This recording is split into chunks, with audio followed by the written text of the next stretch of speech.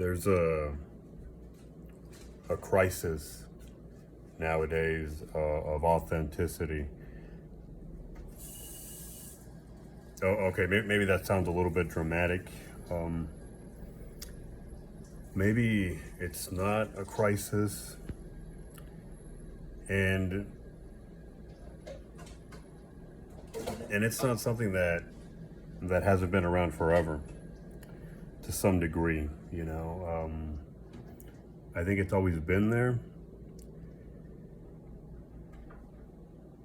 Um,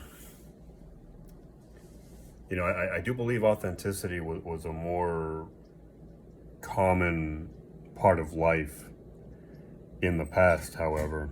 And maybe it's come and gone, maybe it's risen and fallen. And nowadays, it's there in pockets, and you can find it. There are plenty of authentic people in this world, but it's becoming harder. It's becoming harder to be that kind of person, that kind of guy. The people who call themselves real, right? First of all, they're not always correct about what they're saying, and second, they tend to be people that the rest of us would call jerks or assholes. And you know, anybody who's upfront and direct about things is going to be considered a jerk. And so it's okay to be, it's okay, but some people do take advantage of that. They go too far with it, and they don't have a justification for it. They bully for the sake of bullying. They hurt people's feelings for the sake of hurting people's feelings. They're not inadvertently hurting people's feelings as a result of their authenticity and just kind of brushing it off.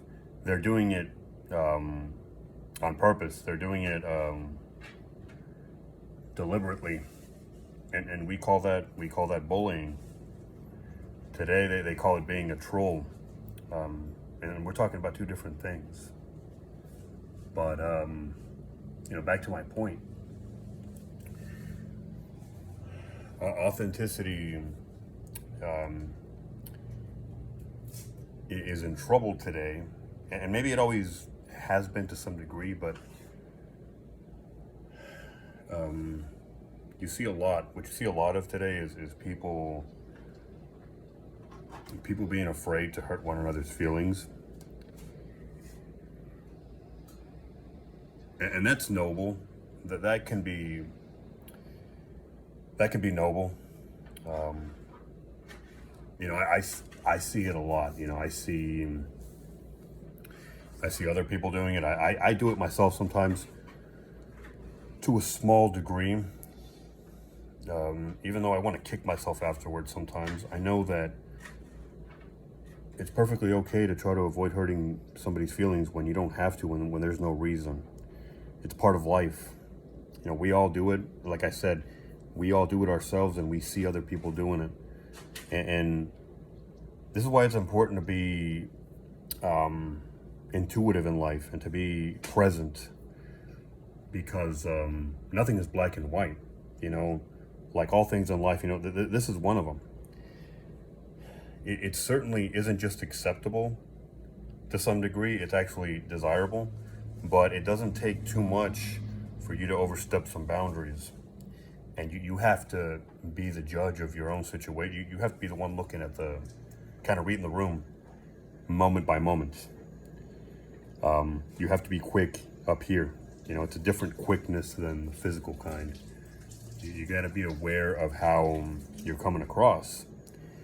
And you also got to be aware of the situation. Sometimes people's feelings are going to get hurt. Sometimes people are going to get very, very aggravated by something you say. And they may be overreacting. It may be okay what you're saying. You're saying it to the wrong individuals. And also a part of this little game of life in this regard is you have to kind of be able to know the room you're stepping into, so to speak, or you have to know what sorts of people to avoid saying what sorts of things to. It sounds like a lot of thinking, a lot of planning, but it's not. You know, it's actually not that difficult if you're truly living. You know, if you're present in this life. I got to get back to my original point, right? You know, hurting people's feelings. It's noble. It's noble to try to avoid hurting people's feelings, but and this is really the meat of the matter that I wanted to get to.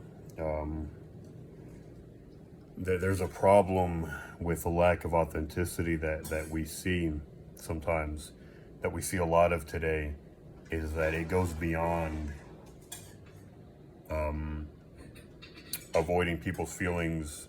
Sorry, avoiding hurting people's feelings unnecessarily. It goes beyond that.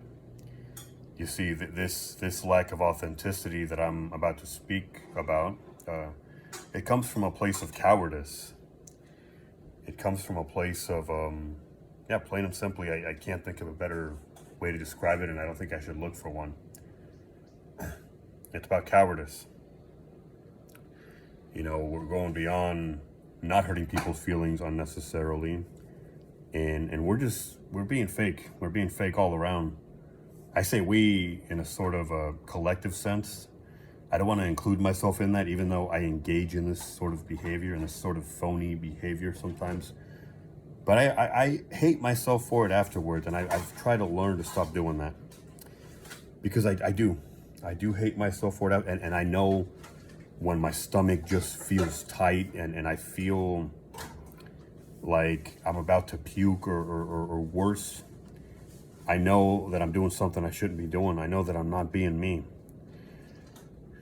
And I've been learning in life to avoid situations where I'm backed into a corner and I have to be fake to survive. It's a horrible feeling. You know, it really is, and it's not natural.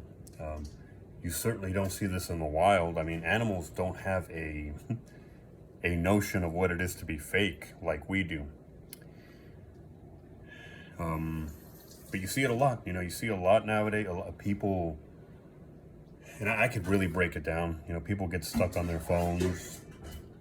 They live in them. They get stuck in their heads. I have to include myself in that. And they're not really living, right? And so they get into all these weird, awkward situations, these weird encounters in life. And it becomes such a part of life that they just sort of go with it. You know, surviving by being fake, it just becomes the status quo.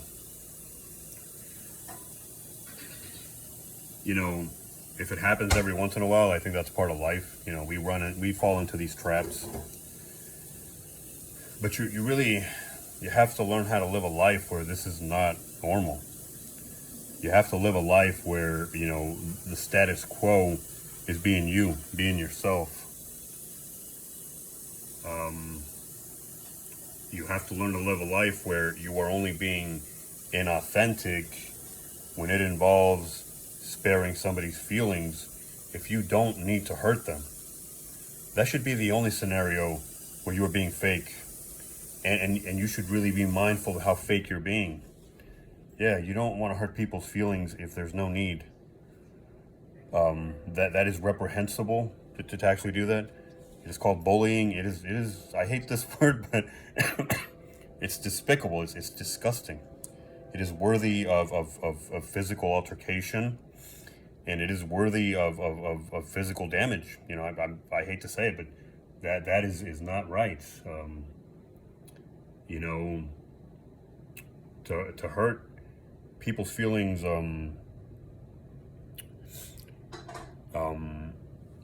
without any regard, you know, to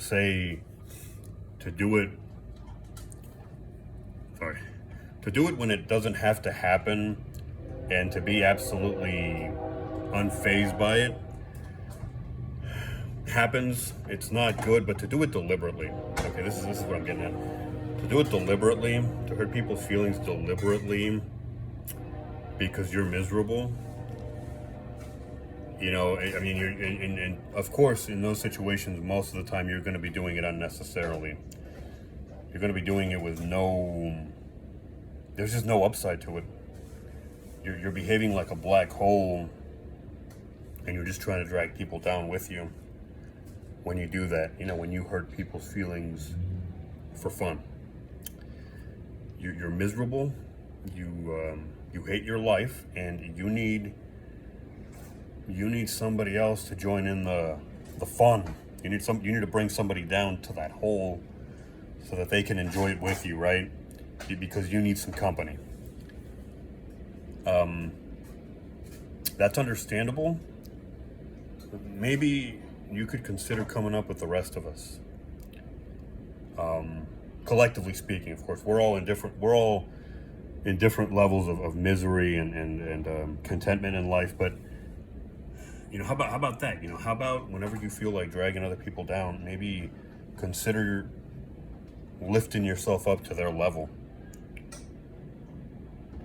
It's funny how when you try to drag people down, you are indirectly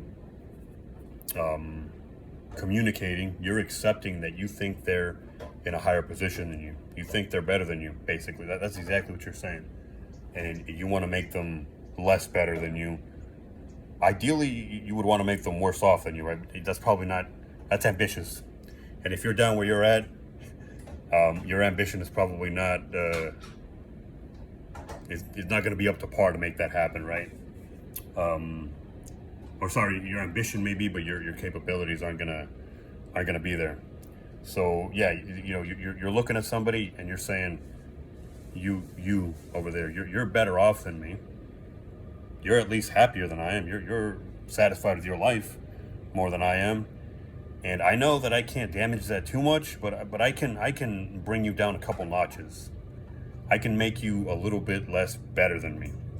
You're like a lot, bro. Like you're like a lot better than me. I wanna like make it so that you're still gonna be a lot better than me, but I wanna make it so that you're less a lot, like less a lot better than me. Okay.